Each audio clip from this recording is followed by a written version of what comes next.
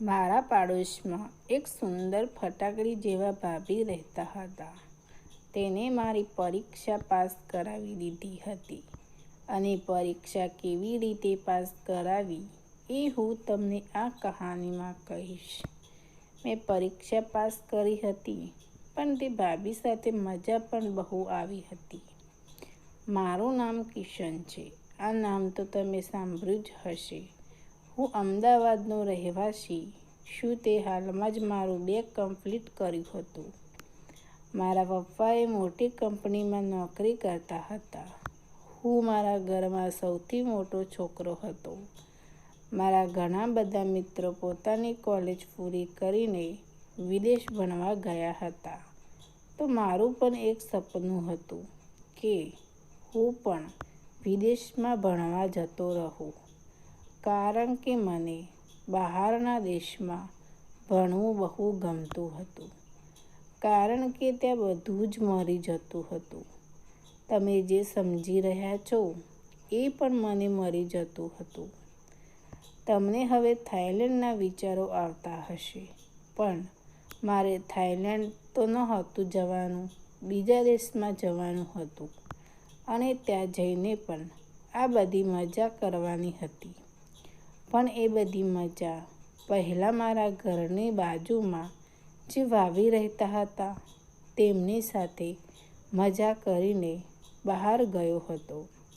પણ એના માટે મેં વિચાર્યું કે મારે એ પરીક્ષા આપવી પડશે. તો મારા ઘરની પાસે એક ભાઈ અને ભાભી રહેતા હતા. અમે લોકો એક જ સોસાયટીમાં રહેતા હતા. તે બંને પણ પતિ પત્ની બહાર જવાના હતા. તે ભાઈ મારા તો મિત્ર જેવા જ હતા. હું ઘણીવાર તેના ઘરે જતો હતો, તો તેના ઘરે ભાભી જે હતા તે મારી સાથે બહુ પ્રેમથી વાત કરતા હતા, જાણે કે હું તેમનો અડધો પતિ જ હોય. મને નહોતી ખબર કે તે એટલો બધો રસ કેમ લે છે, પણ મને તેની સાથે બહુ મજા આવતી હતી. તે ભાભી જોવામાં એટલા બધા સુંદર હતા કે તરત જ મારો હલવો લાગતો હતો.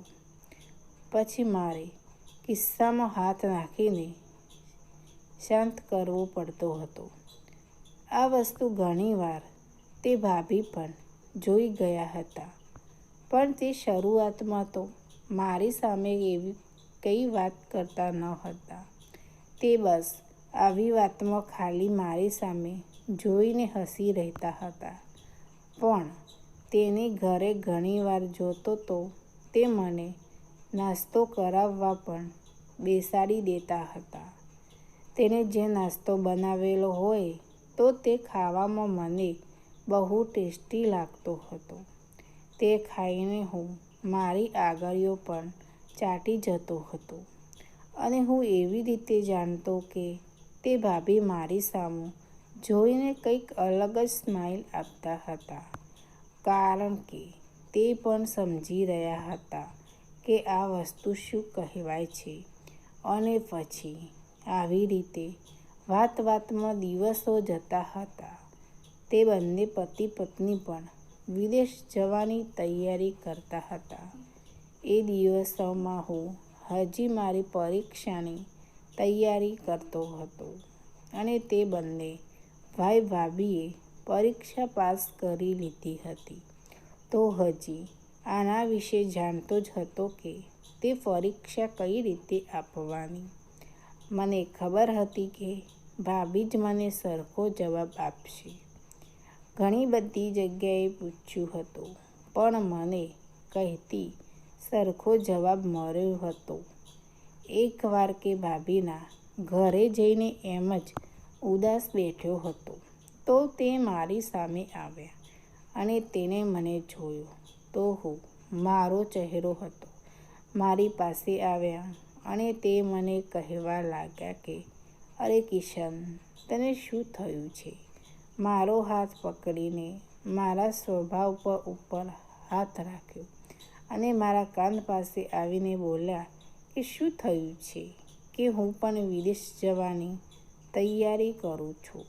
તો તે ભાભી મને કહેવા લાગ્યા કે હા, તો એમાં શું થયું?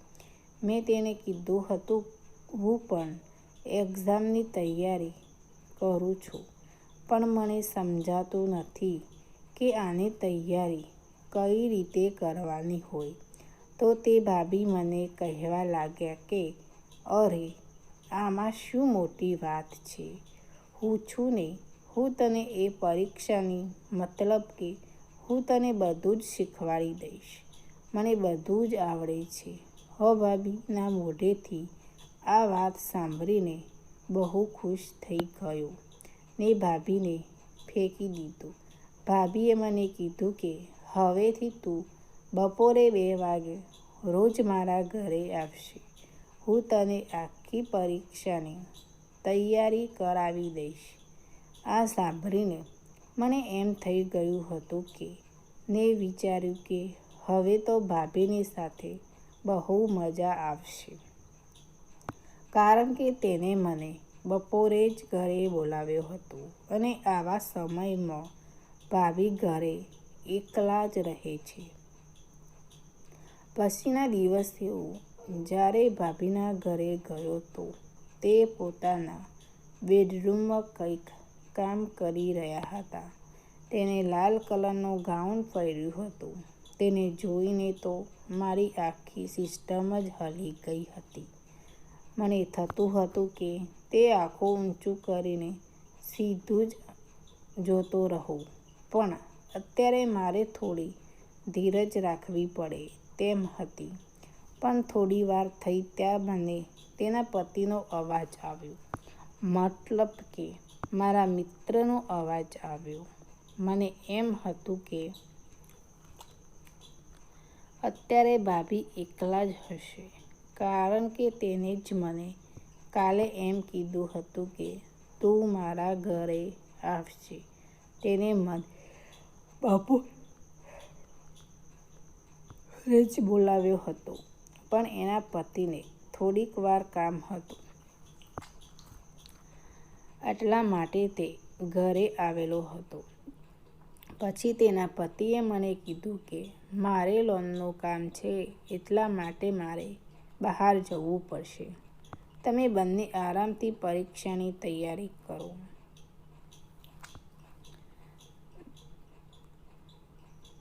તે પછી ભાભી મને સમજાવી રહ્યા હતા. મારો મિત્ર તો બહાર જતો રહ્યો હતો ને મનમાં વિચાર્યું હતું કે હવે તો હું મસ્ત રીતે તૈયાર કરીશ. હું તૈયારી કરું છું, હું કઈ તૈયારીની વાત કરી રહ્યો છું એ તમને ખબર પડી ગઈ હશે. મને જે સવાલ પૂછ્યો તમે સાંભળ્યો જ ન હતો, પણ હું તો ભાભીને જ જોતો હતો. ત્યાં અચાનક ભાભીએ મને કીધું કે કોઈ હીરો ક્યાં ખોવાઈ ગયો છે. તો મેં ભાભીને કીધું, અરે ભાભી, હું શું કહું યાર, મારાથી રહેવાતું નથી. આજે તમે લાલ ગાઉનમાં મસ્ત લાગી રહ્યા છો. મને કંઈક થવા લાગે છે. તમે કંઈક કરો ને. તો આવું બોલવાથી દીધો અને અમે બંને તે બેડ ઉપર જ સૂઈ ગયા. તો તમે વિચારો કે તેની અંદર મને કેટલી મજા આવી હશે. મિત્રો, તો તારા જેટલું નથી કરી શકતો.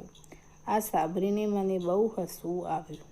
પછી તેને મને કીધું કે યાર, બહુ મજા આવે છે તારી સાથે. તો મેં કીધું બસ આવી જ મજા હું તમને રોજ આપતો રહીશ. પછી અમે લોકો 1 કલાક સુધી મજા કરી અને ભાભી પણ હવે થાકી ગયા હતા. હવે આપણે પરીક્ષાની તૈયારી કરીએ. પછી તે મને પરીક્ષા વિશે સમજાવવા લાગ્યા. તે ભાભી સાવ ફ્રીમાં હતા.